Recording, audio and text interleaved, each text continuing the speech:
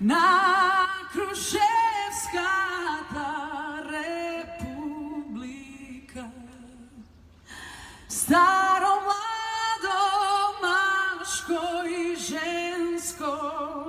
Гоце Делчев, Пито Гули, Даме Груев, Сандански. Овие македонски револуционери кои се и дел од стиховите на македонската химна. Вчера вечер пеачката Тамара Тодевска на прославата по повод 4 јули во Американската амбасада ги изостави. По жестоките реакции на социјалните мрежи се огласи од Американската амбасада, кој вела дека жалат за пропустот. Соединетите американски држави имаат длабока почит кон традициите, историјата, хероите и днината на нашиот пријател, партнер и сојузник Северна Македонија. Им благодариме на нашите пријатели и колеги за славењето на нашата независност со нас минатата ноќ. Ние разбираме дека грешките може ненамерно да се случат во емотивни моменти, но им се заблагодаруваме на нашите пејачи за нивните прекрасни изведби.